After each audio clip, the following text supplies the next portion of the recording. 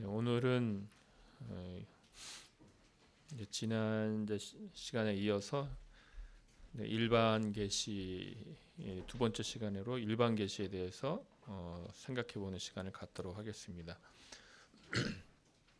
저희가 이제 지난 시간 계시에 대해서 생각했지요. 그래서 계시부터 시작하는 이유는 하나님께서 계시라는 것이 하나님께서 우리에게 알리시는 것인데 하나님께서 알리시지 않는다면 우리는 알 수 있는 것이 하나도 없기 때문에 우리가 계시에서 시작을 했습니다.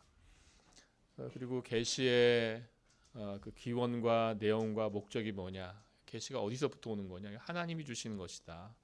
계시의 내용이 뭐냐, 그리고 하나님에 대해 알려주시는 것이다.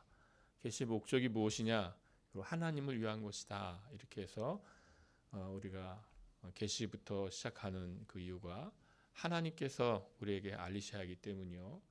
또 계시의 기원과 내용과 목적이 하나님임을 우리가 생각했습니다. 오늘 이제 일반 계시 들어가는데 일반 계시도 똑같습니다. 그래서 일반 계시라고 우리가 부르지만 일반 계시도 그 기원과 내용과 목적에서 똑같이 하나님인 것이죠. 하나님께서 주신 것이고 그 내용이 하나님이요, 그 목적이 하나님입니다. 일반 계시라는 것은 이제 일반 계시와 특별 계시를 구분하면서 이제 우리가 일반 계시를 다루게 되는 겁니다. 성경은 중생하지 못한 자들에게도 하나님께서 보이신 것이 있다고 말씀합니다. 그런 의미에서 일반 계시입니다. 그러니까 일반 계시는 이렇게 오해하면 안 되죠. 그러니까 일반 계시는 중생하지 못한 자들에게 준 계시고 중생한 자들에게 주시는 계시는 특별 계시다. 이렇게 되는 게 아니라 우리도, 그러니까 모든 사람들에게 주신 계시가 일반 계시입니다. 그러니까 모든 사람에게 주었으니까 우리에게도 일반 계시가 있는 것이고 중생하지 못한 자들에게도 일반 계시가 있는 것이죠. 그래서 특별 계시는 이제 중생한 이들에게만 해당이 되겠죠. 로마서 1장 19절에서 20절 말씀에서 이렇게 말씀합니다. 이는 하나님을 알만한 것이 그들 속에 보임이라. 하나님께서 이를 그들에게 보이셨느니라. 창세로부터 그의 보이지 아니하는 것들 곧 그의 영원하신 능력과 신성이 그가 만드신 만물에 분명히 보여 알려졌나니 그러므로 그들이 핑계하지 못할지니라. 하나님에 대하여 알려지는 것이 우리 안에 있다. 사람들 안에 있다라는 것입니다. 그래서 하나님이 그들에게 이렇게 알려지고 있는 것입니다. 하나님께서 그들에게 보이셨다라는 것입니다. 이것을 이제 종교개혁가 칼빈은 종교의 실화하였습니다. 그래서 하나님에 대해 알려지는 것이 사람들 안에 있으니까 그것이 종교의 시가 되는 것이죠. 이 종교의 시로부터 이제 사람들이 종교 행위를 하게 되는 거죠. 그러면 이 종교라는 것이 결국 하나님의 일반 계시 때문에 가능하다라는 우리가 알 수 있는데 이런 질문이 들 수 있죠. 그러면 사람들이 참 종교를 찾지 못하고 부패한 종교를 가진 것이 하나님의 일반 계시가 부족한 탓인가? 이런 질문을 던질 수가 있는데 그렇지 않습니다. 오히려 이 일반 계시는 지금 우리가 로마서 1장 19절 20절에서 확인한 대로 하나님의 보이지 않는 것, 그 신성과 능력을 명백하게 알려서 사람들로 하여금 핑계하지 못하게 하는 것이죠. 사람들에게 주어진 이 종교의 시, 하나님에 대해 알려지는 것이 그들 안에 있는데, 근데 그것이 사람들의 죄악 때문에, 부패 때문에 온전히 사용되지 못하고 오히려 왜곡하는 것이죠. 그래서 그 마음 속에 하나님에 대해 알려지는 것이 있을지라도 그들은 인간은 자기의 부패 때문에 그것을 왜곡합니다.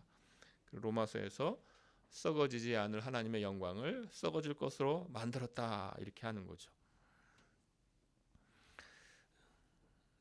인간은 자신에게 주어지는 수많은 하나님의 계시를 썩어질 것으로 만들며 사는 것이죠. 그래서 하나님께서 분명히 보여주시는 그것들을 다 왜곡하고 썩어질 것으로 만들며 살아갑니다. 그래서 성령을 통해 중생하지 못한 자가 하나님을 아는 참된 지식에 이를 수가 없습니다. 일반 계시를 오해하게 되면 그러면 일반 계시, 특별 계시가 없어도 그럼 일반 계시를 통해서 하나님을 아는 참된 지식에 이를 수가 있겠는가? 특별 계시가 주어지지 않아도 그저 이런 일반 계시만을 가지고서 하나님을 잘 알 수 있을까? 네, 그럴 수가 없다라는 것이죠. 왜냐하면 인간의 죄악 때문입니다. 이런 내용들이 이런 성경에서 이렇게 가르치고 있는 내용들을 교회의 이런 신앙 고백서에 담고 있습니다. 그래서 웨스트민스터 신앙 고백서는 이렇게 시작합니다. 그러니까 1장 1조 이렇게 되겠죠. 이렇게 시작하는 것이죠. 우리 웨스트민스터 신앙 고백서 제가 거기 인용해 놓았는데요. 같이 한번 읽어보겠습니다. 본성의 빛과 창조와 섭리의 일들은 사람이 핑계할 수 없을 정도로 하나님의 선하심과 지혜와 능력을 너무나도 명백하게 나타내고 있다. 그럼에도 이것들은 하나님과 그분의 뜻에 관하여 구원에 필요한 지식을 줄 정도로 충분하지는 않다. 그래서 주님께서는 여러 시대에 여러 모양으로 자신의 교회에 자신을 계시하고 자신의 뜻을 선포하기를 기뻐하셨다. 이게 이제 웨스트민스터 신앙 고백서인데요. 거기 이제 여러분 보시면 본성의 빛과 창조와 섭리의 일들은 사람이 핑계할 수 없을 정도로 하나님의 선하심과 지혜와 능력을 너무나도 명백하게 나타내고 있다. 그래서 본성의 빛, 사람 안에 그 안에 있는 거죠. 그 어떤 빛이. 그리고 창조와 섭리의 일들, 사람들이 이제 창조와 섭리의 일들을 확인하게 되는데 이것들이 지금 하나님의 선하심과 지혜와 능력을 명백하게 나타내고 있는 것이죠. 그러나 구원에 필요한 지식을 주지는 않습니다. 그래서 하나님께서 주신 것이 바로 이제 특별 계시인 것이죠. 그래서 여러 시대 여러 모양으로 이제 교회에 주신 계시들이 있습니다. 이것이 특별 계시입니다. 이렇게 웨스트민스터 신앙 고백서도 일반 계시와 특별 계시를 구분하여서 이렇게 시작을 하고 있는 것이죠. 또 벨직 신앙 고백서도 그 2조에서 이렇게 고백하고 있습니다. 벨직 신앙 고백서도 한번 같이 읽어볼까요? 시작. 우리는 두 가지 방법으로 하나님을 안다. 첫째, 온 세상의 창조와 보존과 통치를 통해서다. 이 세상은 우리 눈에 아주 아름다운 책과 같고 그 안에 있는 크고 작은 모든 피조물들은 글자와도 같아서 사도 바울이 말한 것처럼 하나님의 보이지 아니하는 것들 곧 그의 영원하신 능력과 신성이 알려지도록 우리에게 보여준다. 이 모든 것들은 확증하여서 사람들을 핑계하지 못하도록 하기에 충분하다. 둘째, 하나님은 거룩한 하나님의 말씀 안에서 훨씬 더 분명하고 더 충만하게 자신이 인식되도록 드러내셨으니 이것이 하나님 자신의 영광을 위하여 또 우리의 구원을 위하여 이 생애에서 필요한 만큼이다. 그래서 이 벨직 신앙 고백서도 우리가 하나님을 아는데 두 가지가 있다라고죠. 두 가지 방법이 있다. 그래서 첫 번째가 이제 조직 신학 또는 이 교의학은 용어를 붙이게 돼 있는데 일반 계시라는 용어와 특별 계시라는 용어를 붙인 거죠. 그래서 이 벨직 신앙 고백서가 이제 첫 번째 방식. 그래서 온 세상에 창조와 보존과 통치가 있다. 그래서 이 세상이 우리 눈에 아름다운 책이 있다. 책과 같다. 그래서 마치 두 가지 책을 소개하는 것 같죠. 그래서 우리 눈에 보이는 저 피조물들이라는 책. 그래서 우리 눈앞에 있는 하늘이든 새든 이런 것들. 그래서 그것들이 글자와도 같아서 그래서 우리가 눈을 뜨게 되면 성경책을 보지 않아도 또 다른 책이 있는데 자연이라는 책이 있는 것이죠. 자연이라는 책에 글씨가 막 쓰여 있어서 그 글씨가 무엇을 알려주는가? 하나님의 영원하신 신성과 능력을 알려준다는 것이죠. 이것이 일반 계시를 이렇게 묘사하고 있습니다. 두 번째는 하나님의 말씀이라는 이 특별 계시가 있는 것이죠. 이렇게 일반 계시와 특별 계시로서 하나님께서 우리에게 하나님 자신을 알리셨고 이렇게 성경 말씀에 이렇게 있고 또 교회가 이렇게 고백을 했던 것입니다. 이제 일반 계시에 대해서 생각을 해보겠습니다. 일반 계시의 이 영역을 어떻게 영역에 따라서 우리가 생각을 해본다면 웨스트민 신앙고백서 우리가 아까 같이 읽어보았는데요. 본성의 빛과 창조와 섭리의 일들이 이제 보여준다고 그랬죠. 그래서 본성의 빛과 창조와 섭리의 일들, 유사하게 이제 우리가 일반 계시의 영역을 자연과 역사와 인간의 정신 구조. 그래서 본성의 빛은 이제 인간의 정신 구조가 되겠습니다. 우리의 본성의 빛, 우리 안에 있는 거죠. 어떤 빛이 있죠. 그리고 창조와 섭리의 일들은 자연이죠. 우리 자연. 그리고 역사는 이제 거기에는 섭리의 일들이 더 많이 있겠죠. 그래서 이렇게 자연, 우리가 바라보는 자연, 또 역사, 또 인간의 정신 구조, 이 세 영역으로 생각해 볼 수 있겠습니다. 먼저 자연입니다. 자연. 하나님께서 창조하신 자연과 또 그 보존이 있죠. 하나님께서 이런 자연과 그 보존을 통해서 하나님의 신성과 능력을 보이십니다. 그래서 시편 19편 1절에서 4절 말씀 이렇게 말씀합니다. 하늘이 하나님의 영광을 선포하고 궁창이 그의 손으로 하신 일을 나타내는도다. 날은 날에게 말하고 밤은 밤에게 지식을 전하니 언어도 없고 말씀도 없으며 들리는 소리도 없으나 그의 소리가 온 땅에 통하고 그 말씀이 세상 끝까지 이르도다. 하나님이 해를 위하여 하늘에 장막을 베푸셨도다. 이 19편 1절에서 4절 이 말씀은 이제 일반 계시를 보여주죠. 그래서 하늘이 하나님의 영광을 선포한다. 그래서 하늘을 바라보면 그 하늘이 지금 막 선포하고 있는 거죠. 하나님의 영광을. 이것들이 다 이런 일반 계시에 대한 성경의 말씀입니다. 또 로마서 1장 20절 우리가 아까 보았었는데요. 창세로부터 그의 보이지 아니하는 것들 곧 그의 영원하신 능력과 신성이 그가 만드신 만물에 분명히 보여 알려졌나니 그러므로 그들이 핑계하지 못할지니라.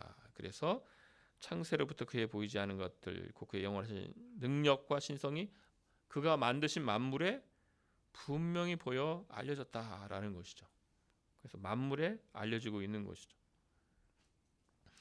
또 사도 바울이 복음을 전할 때 이 루스드라에 가서 거기서 이제 타 종교인들이죠.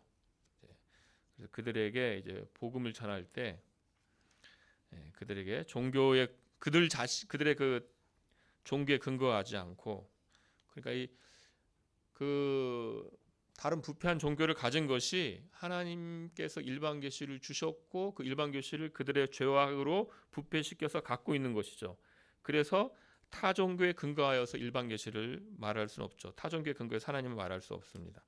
그러나 일반 계시에 근거하여서 이제 하나님을 설명할 수 있습니다. 그래서 이 사도 바울이 그들에게 이렇게 설명하고 있는 거죠. 사도행전 14장 17절 말씀 이렇게 사도 바울이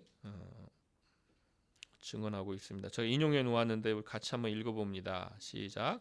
그러나 자기를 증언하지 아니하신 것이 아니니 곧 여러분에게 하늘로부터 비를 내리시며 결실기를 주시는 선한 일을 하사 음식과 기쁨으로 여러분의 마음에 만족하게 하셨느니라 하고 그래서 이제 하나님께서 자기를 증언하지 아니하신 것이 아니다. 하나님께서 보여주셨다.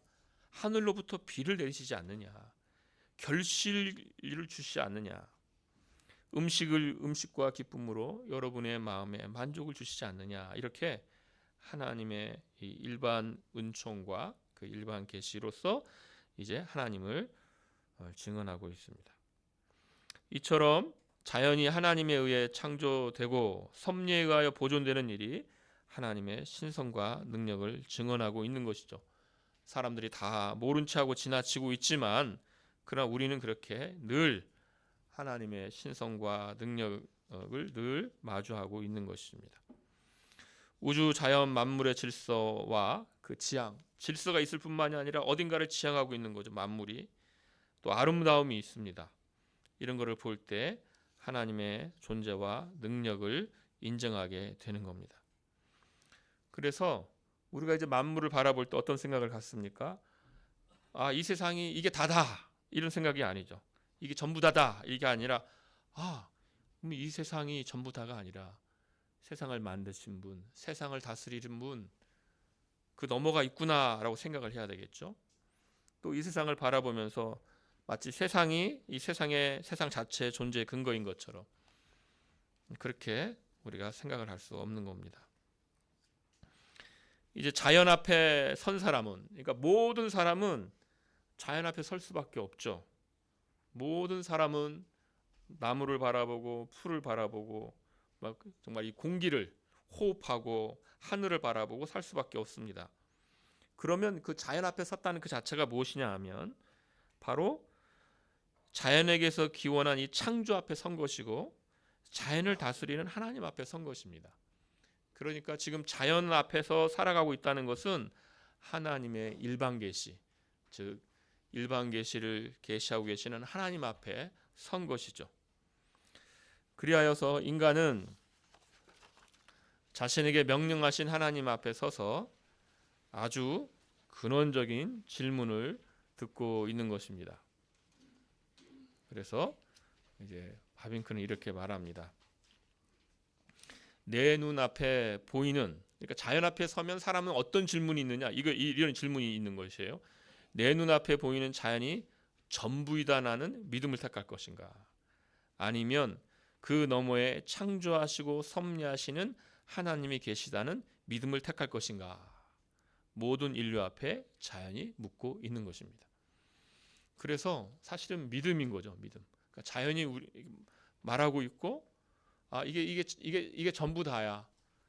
자연의 기원도 자연이고 이 자연이 전부 다고 그 너머에는 아무것도 없다는 믿음을 택할 것인지, 아니면 그 너머에서 창조하시고 섭리하신 하나님이 계시는 믿음을 택할 것인지 자연이 묻고 있습니다. 이제 바빙크는 이제 19세기 말과 20세기를 지나치는 네덜란드의 개혁 신학자라면요, 이 스티븐 차르녹은 17세기에 영국에서 있던 청교도 신학자입니다. 그분은 이렇게 이제 말하고 있습니다. 모든 식물, 모든 원자는 모든 별과 마찬가지로 우리와 처음 만났을 때 우리 귀에 대고 이렇게 속삭인다. 내게는 창조주가 계셔. 나는 하나님의 존재를 증언하는 증인이야. 이렇게 한다는 거예요. 그래서 식물이 말하고 있는 거죠. 나를 창조한 창조주가 계셔. 나는 하나님의 존재를 증언하는 증인이다. 그래서 자연 만물이 창조자를 증언하고 있고,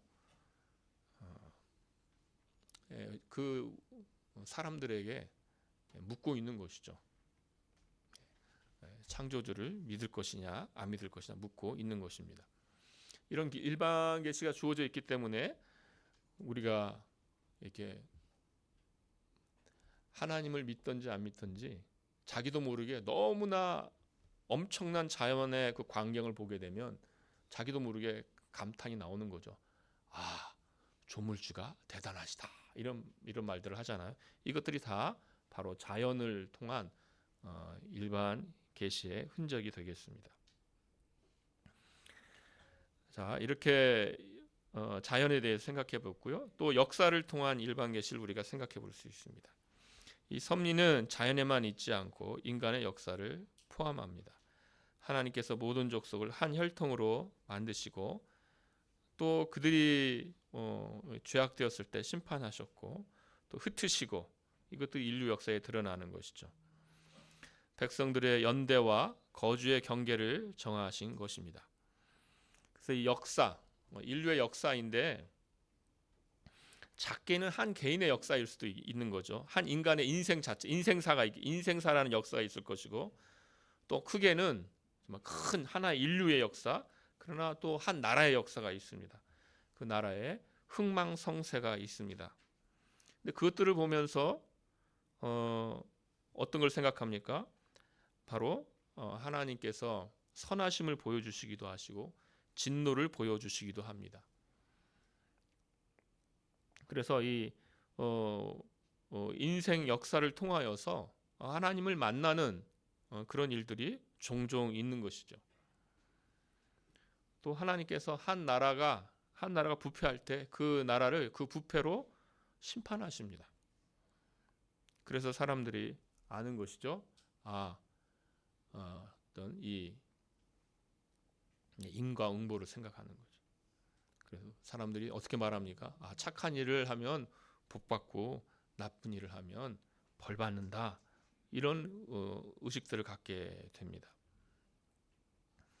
그러나 사실은 이제 이 인류의 역사라는 것은 무엇이냐라는 것은 보게 되면 인간 역사라는 것은 하나님의 영광을 지향하는 역사가 아니고 늘 하나님의 영광을 왜곡하고, 우리가 창세기 11장에 보면 그 바벨 탑을 세우는 그 이야기가 있는데 사람은 자기 나라를 세우고 우리의 이름을 내자 하면서 세우잖아요. 자기 영광을 추구하고. 인간은 그렇습니다. 인간은 그렇게 하나님의 영광을 추구하는 인생을 살기보다는 자기 영광을 추구하고 자기 나라를 세우고 하나님에게서 독립하는 그런 역사인 것이고, 하나님께서 그래서 그것을 심판하시는 거죠. 한 개인 인생사에서 심판하시기도 하시고 인류를 심판하시기도 하십니다. 그러면서 인간이 어떤 공의로우신 하나님을 생각하고 있는 것이죠. 세 번째는 인간 의식입니다. 우리의 의식입니다. 이렇게 자연을 통하여서 조물주가 대단하시다 이런 인식이랄지, 또 역사 속에서 이런 어떤 도덕이 살아있기를 바라는 이런 것을 바라는 마음이랄지, 이런 것은 다 인간이 거기에 반응할 수 있는 무엇이 있기 때문에 그렇게 반응을 하고 있는 것이죠. 창세기 1장 26절에서 하나님께서 사람을 하나님의 형상대로 지으셨다고 하였습니다. 그래서 사람이 아무리 멀리 떨어져 있을지라도 사람은 자기 자신의 존재의 신적 기원을 어느 정도 느낍니다. 나는 그저 먼지와 같은 존재야. 그렇게 하지 않고 내가 정말 어떤 신적인 기원을 갖는다 이렇게 생각을 합니다. 그래서 이제 하나님을 찾기도 하지만 하나님을 찾지 않고 때때로는 이제 그냥 범신론에 빠지기도 하죠. 어쨌든 사람은 자기의 신적 존재의 기원을 어느 정도 느낍니다. 하나님께서 사람 안에 영혼을 심으셨으니 시간 안에 살지라도 영혼을 사모합니다. 전도서 3장 11절 말씀이죠. 하나님께서 사람에게 영혼을 사모하는 마음을 주셨다. 하나님께서 사람의 마음에 영혼을 세팅하셨습니다. 영혼을 심으셨어요. 그래서 그 사람은 영원한 것을 사모합니다.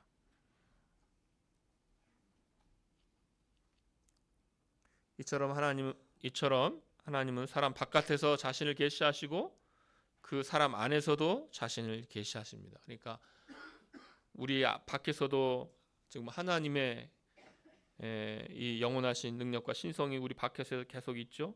또 우리 안에서도 영혼을 사모하는 마음이 있고 신적 기원을 느끼는 그 마음이 있습니다. 이렇게 자신을 하나님께서 계시하고 계십니다.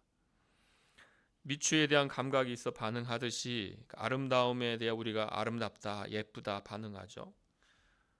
감각이 있어 반응하듯이 사람의 양심의 소리는 이 본성의 법에 반응하게 합니다. 로마서 2장 14절 15절에서 율법이 없는 이들을 다루는데 이렇게 말씀합니다. 율법이 없는 이방인이 본성으로 율법의 일을 행할 때에는 이 사람은 율법이 없어도 자기가 자기에게 율법이 되나니 이런 이들은 그 양심이 증거가 되어 그 생각들이 서로 혹은 고발하며 혹은 변명하여 그 마음에 새긴 율법의 행위를 나타내느니라. 그래서 마음에 새긴 율법이 있다. 마음에 새긴 율법. 이걸 우리가 본성의 법이다 이렇게 말합니다.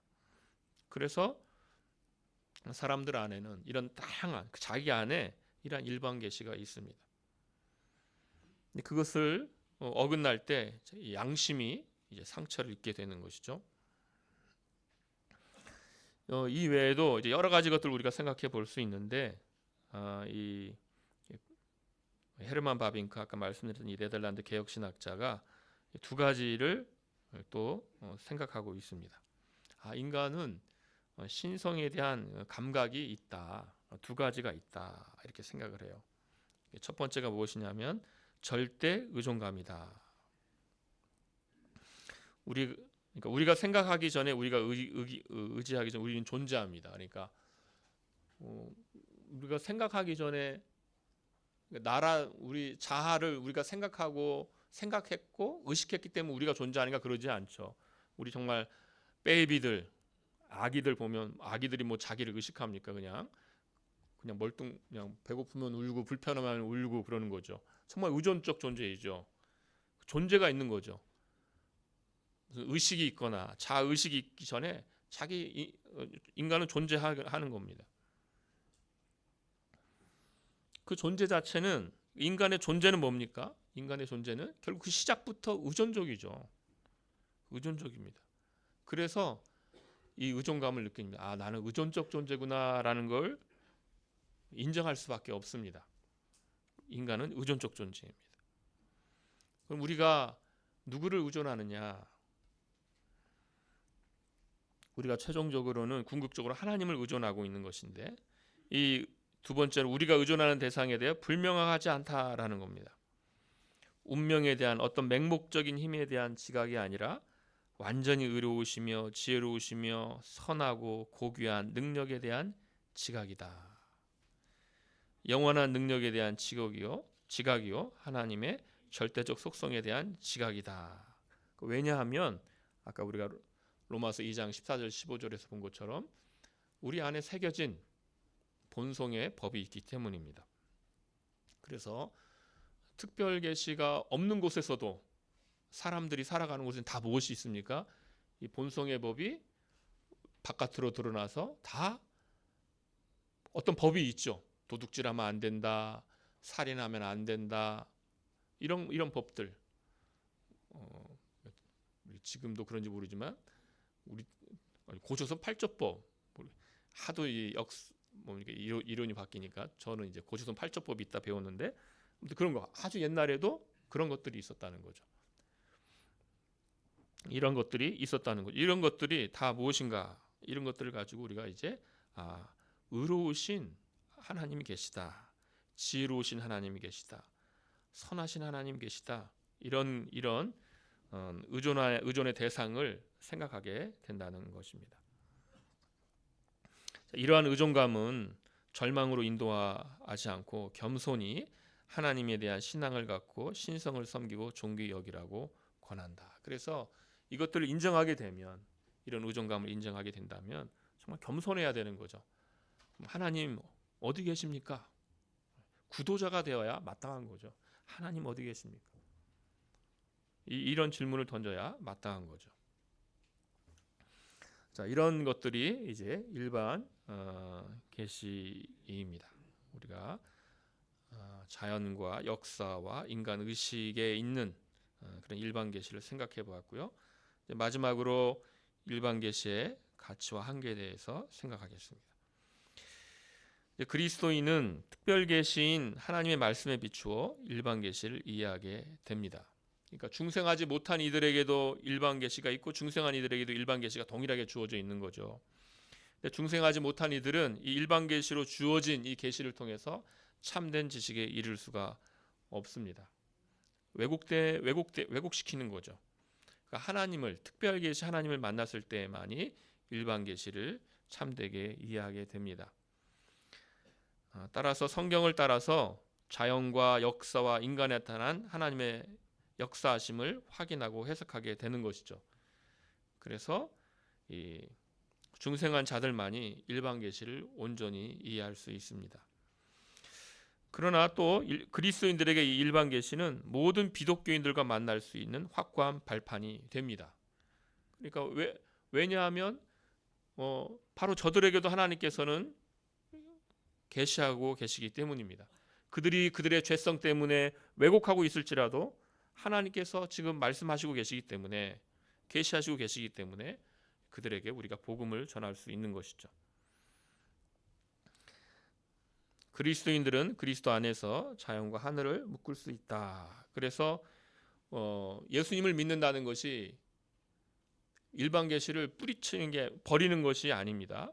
자연과 하늘을 묶는다. 오히려 일반 계시를 더 풍성하게 이해하고 일반 계시 안에서 자연과 이 섭리와 또 인간을 바라보면서 더 풍성하게 하나님을 더 알게 되는 것이죠.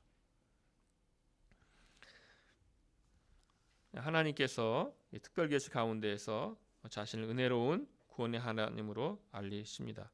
일반 계시와 특별 계시는 상호 작용합니다. 그래서 같이 가는 것이지 일반 계시만 갖고 특별 계시만 갖고 이것이 같이 갑니다. 그래서 이제 터툴리안이라는 이 초대 교회 신학자인데 이렇게 말씀을 하셨습니다. 하나님이 장차 선지자를 보낼 것을 대신하여 자연을 스승으로 앞서 보낸 것은 당신이 자연의 제자로서 기꺼이 선지자를 믿도록 하기 위해서다. 이렇게. 그러니까 우리가 지금 사용하는 용어로 말한다면 이제 선지자는 특별 계시가 되겠죠. 특별 계시를 주시기 전에 먼저 자연을 스승으로 주셨다. 일반 계시를 스승으로 보내셨다. 그래서 자연의 제자가 되어서 나중에 선지자를 만나라는 것이죠. 이런 면에서 우리는 일반 계시의 가치를 다루었는데요.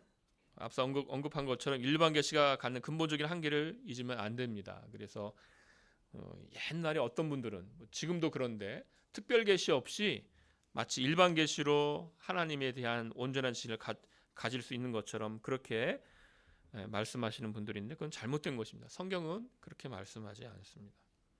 그것이 한계입니다. 인간이 죄로 인하여 오염되었다는 것입니다.